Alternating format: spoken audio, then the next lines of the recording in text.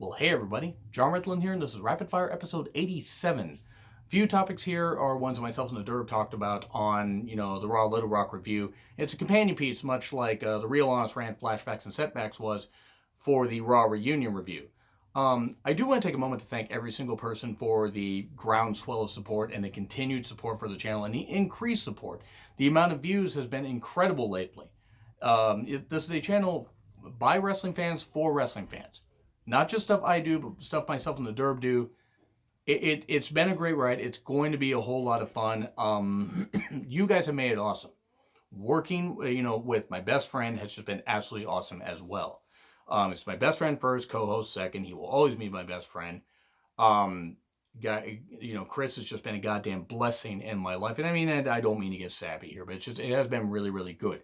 And the banter and wit and all the fun and everything and the Raw reviews and SmackDown reviews and pay-per-view reviews will still happen, as will the rants and everything. Do not worry, we will still get frustrated with things. At least I know I will, and I know he will too. But the reason I'm going to be doing these a little more here and there, I mean, not every single week, but that way I don't bog down the reviews with a ton of rants if I want to flesh some of them out. And that's why I'm doing this stuff. That's why I did the rant after last week's Raw Reunion show, and that's why I'm doing this rant here. And I'm going to get angry about a couple things, but I'm also going to tell you a little bit something during this first topic about myself. So, first, I'm going to talk about Jimmy Uso's second DUI arrest in 5 months. Drunk driving is no goddamn joke. You know how I know drunk driving is no goddamn joke? Because before June 2008, I would drink maybe once every 6 months or once every year. And you know why drunk driving is no goddamn joke? Because I've done it twice. I've done it twice, and I hate myself for it. I kick myself for it every fucking day for it. Now, I was driving solo both times. I did not get charged. I did not get caught by the cops. I did not crash my car. I did not hurt myself. More importantly, I did not hurt anybody else. Now, those are great things because nobody would want to do any of that stuff. Any of those, especially hurt somebody else while you're driving impaired. Driving impaired is a stupid fucking thing to do. Again, I kick myself for it every single time. I did it in, I believe, it was May or June 2000. I think it was May of 2002 at a party. And then sometime in 2004. It was at a summer party. And I'm not excusing it. But I know how stupid it is to do that kind of stuff. And the reason it's stupid to do is because you don't have the best judgment anyway. If you're going to go out and drink and you're going to go to a bar, take an Uber, take a taxi, get a friend to drive you that is not intoxicated, and make sure you get home safe. If you're drinking at home and you don't go out, okay. As long as you take the steps to A, moderate your drinking so you don't become an alcoholic, and also to make sure that you don't damage yourself or especially anybody else, then good. But if you do the DUI thing, if you drink and drive, DUI, DWI, it's fucking stupid, and I don't care if you're a wrestler or not. The wrestling lifestyle, guess what? It is all about, being on the road, being in the ring, constantly in pain, constantly grinding, and I don't mean like that. It means that you are constantly on the road and constantly doing a whole bunch of stuff. And I'm not excusing the fact that WWE shouldn't take maybe better care of the wrestlers and that wrestlers aren't some really, aren't a special breed of crazy. Men and women doesn't really matter. It doesn't matter. Men and women, transgender men, transgender women, doesn't matter. Anybody that can get in the ring and do that shit and damage their bodies and hurt their bodies for our entertainment, that deserves some respect. That deserves some level of respect. That being said, drunk driving, DUI, driving while intoxicated, or driving, under the influence, whatever you want to call it. Yes, DUI, DWI, it's just, there are a whole bunch, do all the analytics and that kind of stuff and the legal analysis if you want. The whole point is it's impaired driving. And it's fucking goddamn stupid. And you know why it's goddamn stupid? Because you could hurt somebody. And it would be one thing if, one of these happened. Because there have been plenty of wrestlers over the years that have driven drunk, they have driven high off their, goddamn nuts or whatever, and have gotten caught by the cops, or worse, killed somebody, or, damaged their cars, wrecked cars, everything, all this kind of stuff, and have ended up in jail.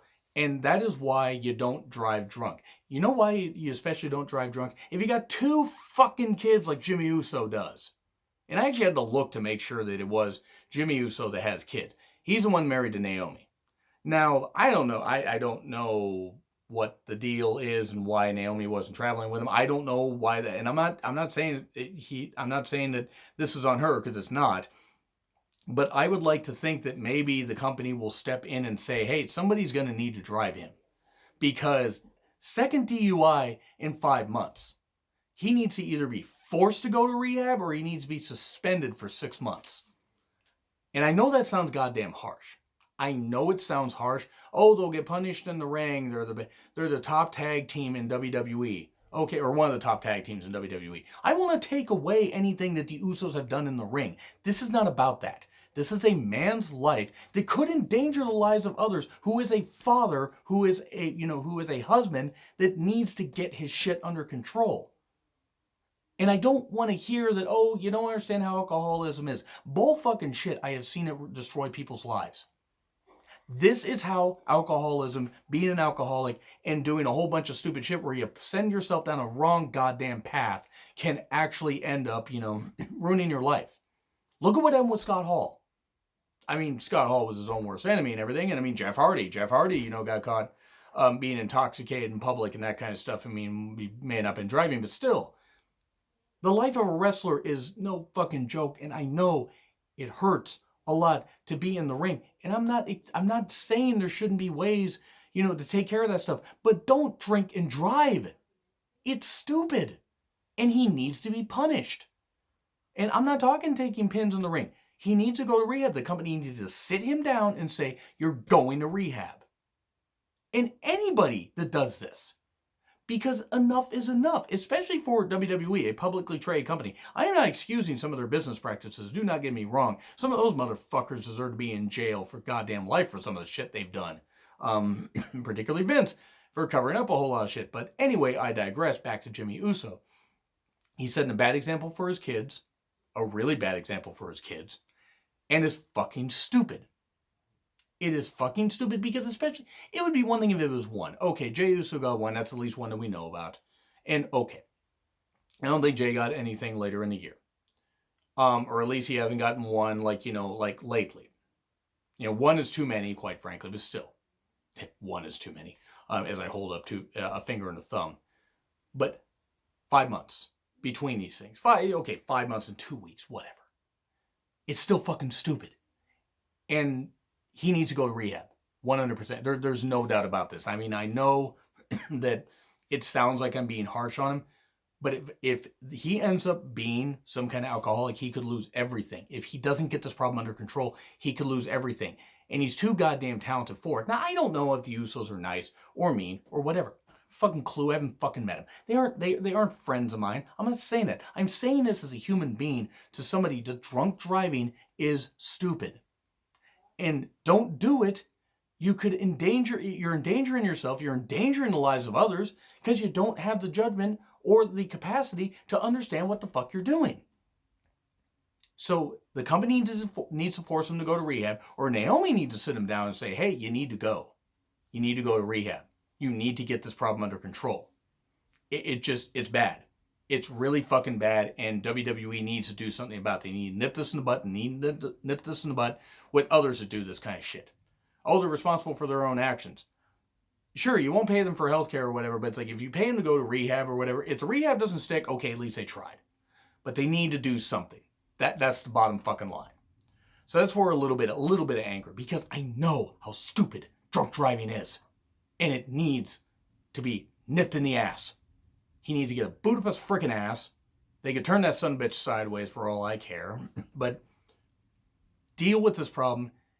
However, I hope he can get his problem under control, because this is a problem. 2 times in 5 months is a problem.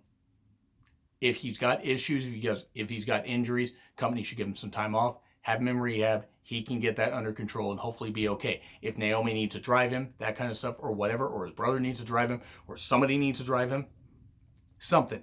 Anything needs to be done, because if he ends up killing somebody, they can't cover that shit up. And then he's going to ruin his goddamn life because he couldn't get his problem under control and because he wouldn't go to rehab. And eventually some personal responsibility lines up. But the company needs to send him to rehab immediately. That's all I'm going to say about that. So sorry. Sorry if I went a little bit crazy on some of that stuff, but it's just... Whew. Anyway, Seth Rollins' babyface run is dead. It's dead. That whole thing that happened on last night on Raw where, you know, they were trying to get sympathy on him by having Brock just beat the shit out of him, F5 him on a chair that was sitting up, and F5 him on a stretcher and all that. That gained no sympathy from me for Seth Rollins. I don't really care that much about what Seth is about. Seth is not necessarily the best guy on Twitter. His Twitter game's pretty lousy, and I mean, I speak as somebody that tends to repeat jokes a lot, but at least I don't tag people in the same things or anything like that. I keep them to myself.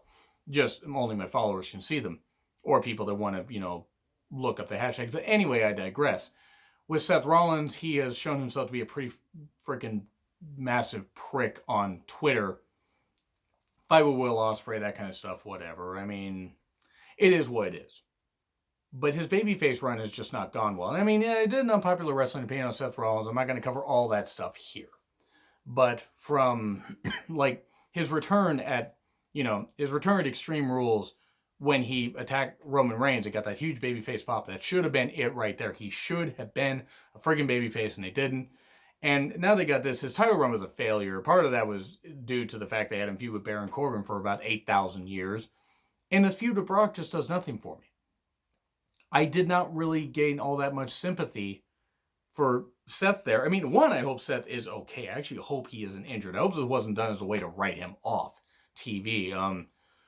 It's fucking stupid. It didn't do anything. The beatdown went on forever. And I'm sorry. I know that there are fans of Brock that watch my channel. I'm not knocking you guys at all. Brock Lesnar does nothing for me. Am I saying that he isn't an athlete? I'll never say he isn't an athlete. I'll say he's lazy. When he wants to show up and he's motivated, he will do some shit. But watching the stuff they're doing with Seth Rollins is like, there are people that can be the guy and Seth Rollins cannot be the guy. And that's really what it comes down to. Seth Rollins cannot be the guy. And honestly, that's just really it right there. It's fucking stupid. It's just really fucking stupid. And I mean, even if Seth wins at SummerSlam, guess what? Drew probably should take the title from him right after that. If Brock manages to retain, then Drew needs to face Brock at Hell in a Cell and take it from him in 5 minutes. Drew McIntyre could be the guy if they build him up right. They haven't, but whatever. But Seth's babyface run, 100% DOA. Or it's DOA now. I mean, it's dead on arrival. It's just, he's not going to be able to come back from this anytime soon. Am I saying that he's not an elite performer? Oh, no. I'm not that stupid. He's an elite performer. But he's just not going to succeed as the top guy like they want him to. This is partly why. I mean, partly could be on booking, but yeah, I don't give a shit. I don't give a shit about Seth Rollins as a babyface anymore. I don't even give a shit really about him in the ring. As good as he is in the ring, I don't buy him on promos. I don't. Do I think he's a horrible person? I don't think he's a very nice person. But, you know, who is really a nice person? I'm certainly not a nice person, but focusing on just a wrestling character, the gimmick, I just don't buy into it. I don't buy into this feud with Brock. I just don't. Now I'm going to touch on something that Derb talked about, you know, during Raw. It's the Mike and Maria horrible storyline. If they're happy with this, they're happy with getting 5 more years of paychecks, fine. If this is something they want to do, fine. This is horrible TV. It's making Mike, we are a bit away from, we're just a few steps away from Mike being led around, like, you know, with a leash around his neck or whatever, while Maria, you know, has stilettos and leather and is riding him in. Sorry, I lost my train of thought. But moving on from that, she's been this raging bitch and everything. And Maria's good at playing the raging bitch. I'm not even saying that they're terrible at playing their roles, even though it makes Mike seem like a freaking weakling, because not even that he's like, you know, subservient to his wife. I'm not even against that. It's just, it's not a good storyline, because it's not a good storyline at all. If Maria can't take bumps because she's pregnant, okay. Sure, they're featuring a woman who's actually pregnant, and they're featuring her in a prominent storyline. That's good. They don't want to just cast her off to the side. Much like they did with Dawn Marie in 2005 when she was pregnant. Oh no, that happened.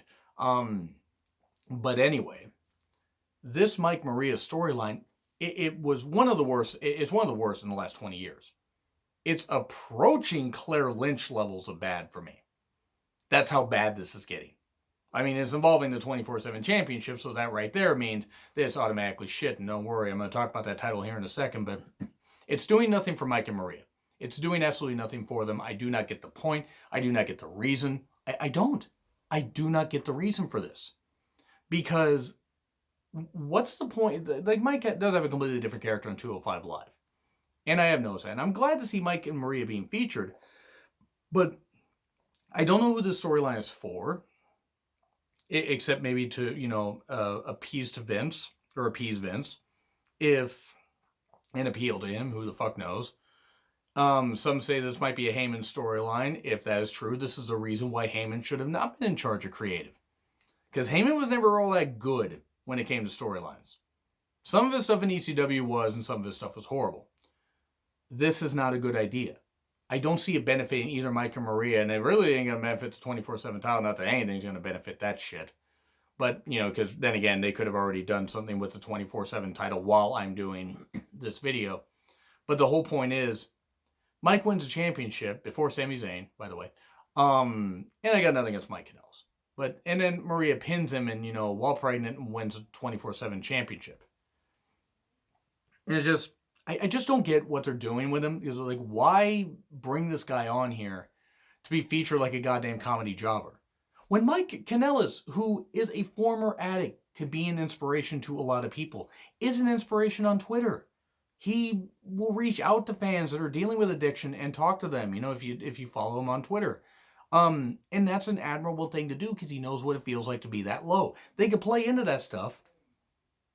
Mike, I'm not saying Mike is ever going to be a world champion, but he could be featured better than this. And it's really fucking rotten that he's not. And that's what I actually fucking hate. And I just hate the storyline in general. It's really fucking stupid. It's really goddamn stupid. But now we get to the 24/7 championship. It has run its course. To me, the title should have never been invented anyway. Sure, YouTube views, clicks, whatever, and everything is bad TV. That's just really all I'm going to say right there. And the reason I'm only going to say that is that I've ranted about this title plenty. It's stupid to me. Once again, to me. I think it's an atrocity. I think it's a crime against wrestling. And yeah, I sound like the old man yelling at clouds here, or old man yells at Cloud. And poor Cloud, what the fuck did Cloud ever do to you? Besides take the identity of somebody. Final Fantasy VII references. Hi, I'm topical. But it is a crime against wrestling. It just is. It's just fucking stupid. There are people that like it. I know there are people that watch my channel that like it. And that's fine. That's great. You guys love it. That's fine. I'm not even saying you're wrong because it's your opinion. But I would just rather be beaten over the head with a freaking lead pipe. It's just stupid. It does nothing for anybody involved. Oh, Truth is entertaining. Truth has been entertaining for years. But it's a prime example of where they're using, it's a joke championships, or why are we taking it seriously? Because you're devaluing any other title that you have. Well, if this title's a joke, why should we take any of these other titles seriously?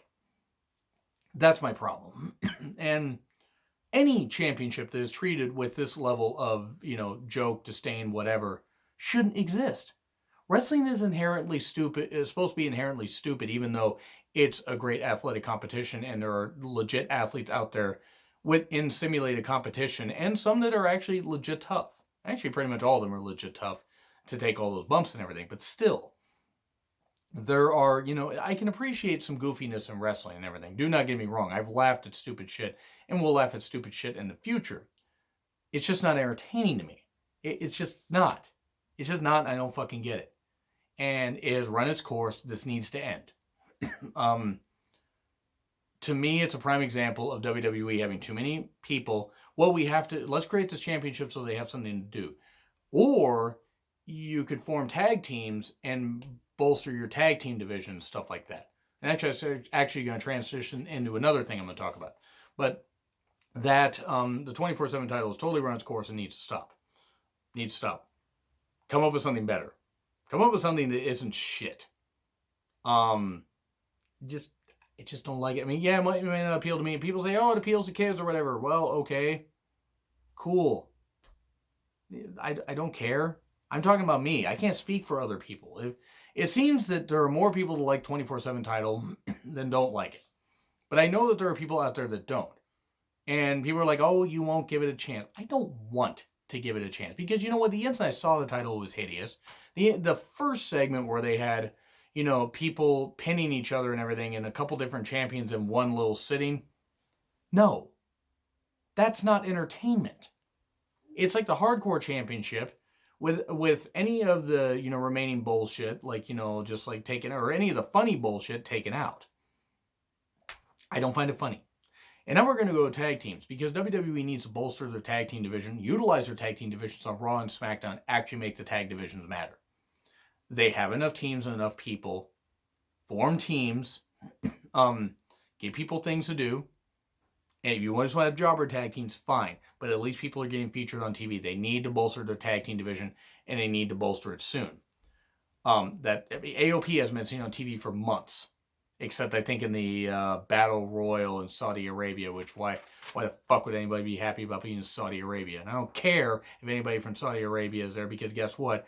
Those fucking blood money shows do not deserve to exist. They don't even fucking sell out.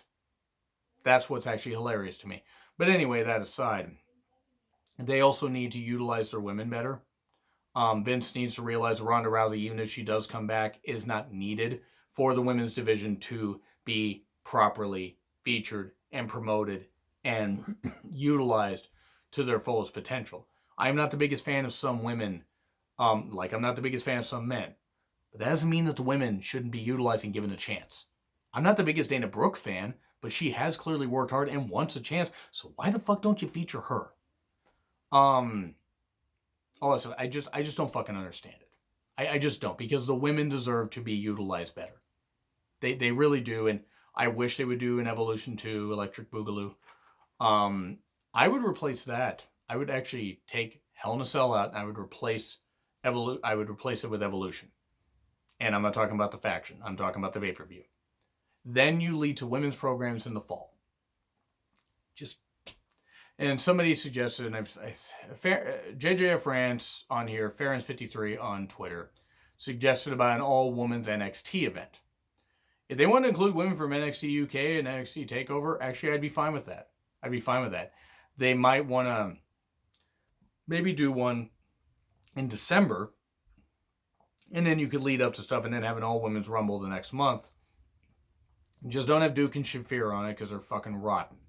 I'm sorry, they're rotten. I know it's just said give every woman a chance, but there are some that are beyond help, and Duke and Shafir are not any good in the ring. They just aren't.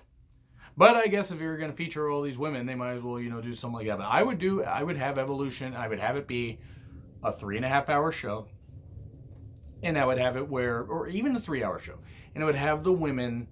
Just you have certain championship matches and stuff like that. You have a tag team match. Remember the women's tag team titles? Have stuff like that, because otherwise, why the fuck do you even have these championships? Why do you even have half the women on your roster if you're not going to use them? Oh, there's house shows. There's shit like that and whatever. Good. That doesn't mean jack shit if people don't go to the house shows, because if you've seen some of the house show attendance pictures, they ain't all that goddamn good. Utilize the women and actually make them matter more. Because, don't get me wrong, there are certain levels, certain women are here skill-wise, and there are certain women that are here skill-wise. But if you don't give people a chance to improve, to go from here to here, or here, or here, I'm pointing up to the ceiling, by the way, as opposed to like the open roof room that I used to have, if you don't give a chance for women to rise up and get better, it's like, hey, I'm learning some moves, don't feature them on TV, and then why would they bother wanting to learn anything? That's just something that fucking frustrates me. And now, we move on to another thing about a woman. Tenille Dashwood signs with Impact. I give it 6 months. I'm not knocking, because I think Impact has been signing some good people, and I think has been utilizing some good stuff. Sami Callihan and Michael Elgin notwithstanding. That being said, Impact's got to get on a better station, or very, very few people are going to care. And Tenille Dashwood, by the way, is former Emma, for those that don't know. I'm excited for her, and I hope it does well. She does well. There's some good women in Impact. The problem is they don't have a big platform for anybody to watch them. Pursuit's like in purgatory. And their Twitch channel gets some views, but not a lot. And people say, oh, well, you know, I had one person one time, I said they didn't get all that many views. And people say, oh, you're just with a YouTube channel, just gets a couple hundred views. Yeah, I'm just a wrestling fan. I'm not running a wrestling company. If my channel gets a couple hundred views for some videos, okay. That's supposed to be a major wrestling company. That's, yes, rebuilding some stuff and everything, and has some good women and stuff like that. And I wish Neil Dashwood nothing but the best. I really hope it works out. But I don't know. I don't know if it's going to last past 6 months. Who the fuck knows? Who knows? I wish Impact nothing but the best, but I was kind of hoping they'd sign her, that AEW would sign her, but who knows? But anyway, that's where I'm going to end that. So, agree, disagree with what I said. Like, share, subscribe. Twitter handle in the description. I'm John Ritland. I will see you soon.